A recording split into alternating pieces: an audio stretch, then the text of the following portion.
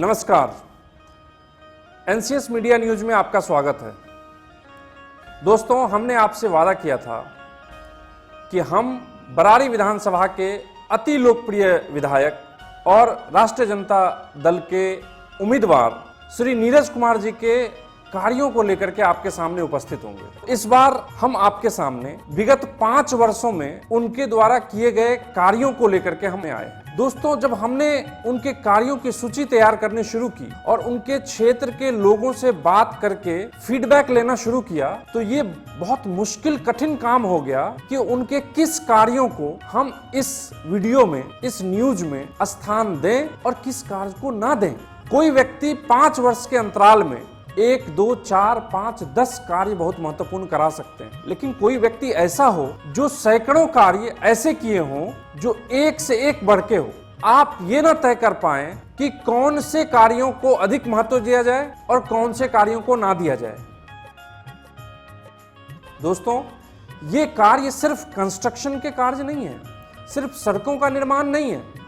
समाज के हर क्षेत्र में, समाज के हर स्तर पर इतने सारे कार्य श्री नीरज कुमार जी ने किया है कि उनको एक न्यूज में आपके सामने प्रस्तुत करना असंभव है।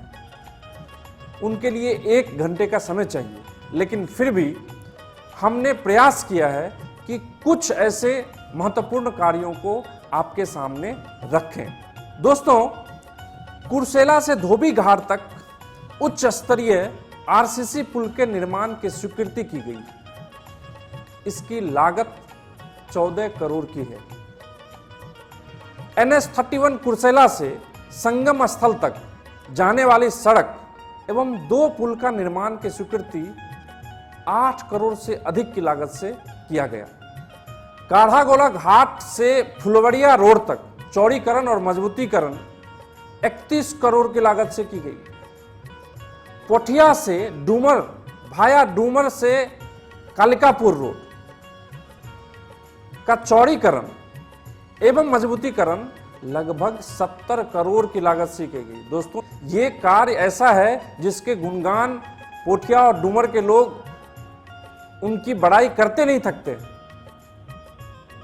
कुंडीधार में उच्च स्तरीय आरसीसी पुल का निर्माण लगभग 18 करोड़ की लागत से की गई।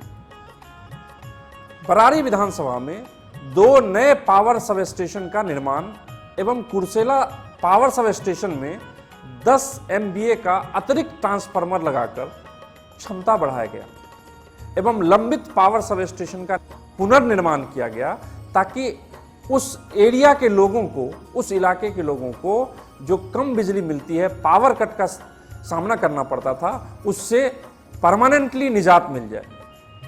95% गांव में हमने 12 मासिक सड़कों का निर्माण करा दिया और आज़ादी के बाद एकमात्र पावर स्टेशन कुर्सेला को था। हम लोगों ने तुरंत कुर्सेला का क्षमता वर्धन कराया। समेली में एक अलग पावर स्टेशन, बरारी में लक्ष्मीपुर गुरुद्वारा में अलग पावर स्टेशन, फिर सेमापुर में भी, कुल मिला के बरारी प्रखंड में 2 पावर स्टेशन हम लोगों ने देने का काम किया। आज बरारी का ऐसा कोई घर नहीं, कोई व्यक्ति नहीं जिसको हम लोगों ने बिजली पहुंचाया नहीं। हो सकता है कभी ट्रांसफार्मर जलता है, कभी कुछ होता है, तो उस पर हम लोग तेजी से काम करते हैं और जो उजरा पिछड़ा बरारी था उसको संवारने में, सजाने में हमने पूरी ताकत लगाई और लोगों का प्यार और आशीर्वाद जहाँ जाते हैं, हम भी राजनीतिक कार्यकर्ता रहे हैं, इतना सम्मान, इतना आशीर्वाद हमने आज तक नहीं देखा। बरारी की महान जनता हमको बराबर आशीर्वाद देती है और प्यार से लोग बात करते हैं, सम्मान करते हैं, चाहे लोगों का निजी काम हो, सार्वजनिक काम हो, हमको मन भी इन कामों में काफ़ी लगता है। लगभग 220 करोड़ की लागत से गंगा तटबंध का निर्माण, 42 किलोमीटर बांध पर सड़क का निर्माण, ये एक ऐसा काम है, ये पर्यटन से जुड़ा हुआ एक ऐसा काम है, ये इंफ्रास्ट्रक्चर डेवलपमेंट से जुड़ा हुआ एक ऐसा काम है। मुझे लग रहा है कि आने वाले 200 साल तक इस काम के लिए श्री नीरज यादव याद रखे जाएंगे।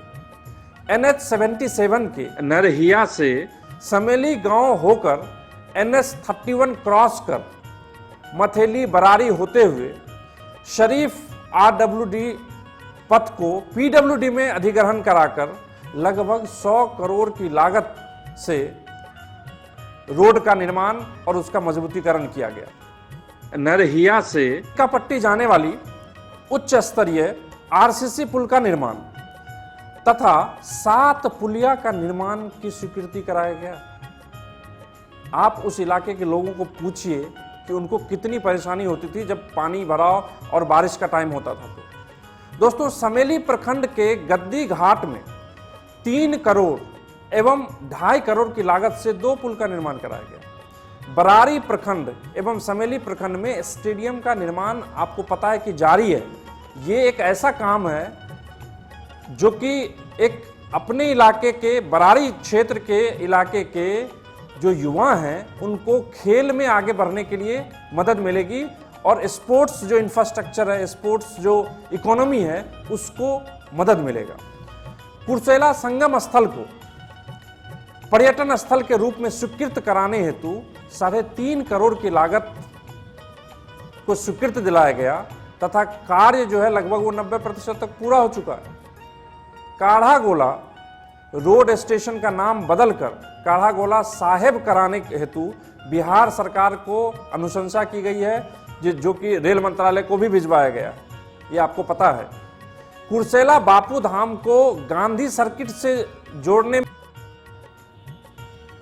का प्रयास करके लगभग 2.5 करोड़ की लागत से वहां के निर्माण कार्यों के लिए स्वीकृति दी गई है। आपको पता है कि केंद्र सरकार की भी योजना है Ramayana circuit, Gandhi circuit, Ganga circuit, इन सब बनाने की। यदि ये उससे जुड़ जाता है, गांधी सर्किट से ये जुड़ता है, तो एक आर्थिक व्यवस्था को, पर्यटन को बहुत मजबूती मिलने वाली है। बरारी विधानसभा में करीब 90% गांव में बिजली पहुंचाई गई। आज 90% गांव ऐसे हैं जो बिजली वहां पे पहुंच गई है और आने वाले कुछ दिनों में 100% होने वाला है। गोबराही दियरा में 30 करोड़ की लागत से सोलर पावर सब स्टेशन का निर्माण किया गया। ये एक ऐसी चीजें हैं जिस पे दुनिया आगे बढ़ रही है। आज अल्टरनेट एनर्जी के बारे में दुनिया सोच रही है, तो सोलर एनर्जी जिसमें कि भारत एक लीडिंग पोजीशन पे है, बरारी विधानसभा भी उसमें अपना एक योगदान दे रहा है देश को आगे बढ़ने में, जिसमें 30 करोड़ की लागत से सोलर पावर सब स्टेशन का निर्माण कराया गया। दोस्तों, लगभग 150 सड़कों का निर्माण, ग्रामीण सड़कों का निर्माण जो है वो ग्रामीण कार्य विभाग द्वारा स्वीकृत किया गया है। ये एक ऐतिहासिक है। आप बिहार के किसी भी विधानसभा में जाएं, आपको इतने सड़कों, पुलियों, इंफ्रास्ट्रक्चर डेवलपमेंट, पावर स्टेशन, खेल का स्टेडियम हो, चाहे पर्यटन के स्थल हो, इसका निर्माण कार्य आपको और इसका जो डेवलपमेंट है, विकास कार्य आपको नहीं मिलेगा। आपको पता है कि बरारी प्रखंड में एक नया सामुदायिक स्वास्थ्य केंद्र का निर्माण किया गया। स्वास्थ्य के क्षेत्र में बिहार वैसे ही परेशान रहता है हमेशा से। स्वास्थ्य की व्यवस्था के बारे में आपको पता है। यदि बरारी प्रखंड में एक नया सामुदायिक स्वास्थ्य केंद्र का निर्माण हो और उसका मेंटेनेंस हो, तो हमारे उस क्षेत्र के लोगों को प्राथमिक उपचार के लिए दूर जाने की जरूरत नहीं पड़ेगी और उनका पैसा भी बचेगा। दुख तो तब होता है जब कोई आदमी रोते हुए मेरे पास आता है, हमको छटपटाहट होती है। तो इसके लिए हम शायद ये काम, उनका आंसू कैसे पोंछें। अगर उसमें कहीं कमी रह जाता है तो उस समय हम दुखी होते हैं, परेशान होते हैं और काश सभी लोगों के चेहरे पर मुस्कान आ जाए। इसी जद्दोजहद में हम रात दिन लगे रहे। तो साथियों, हमने देखा कि श्री नीरज यादव जी ने सिर्फ एक क्षेत्र में कोई काम किया है ऐसा नहीं है। उन्होंने एक चहुमुखी विकास का कार्य किया है।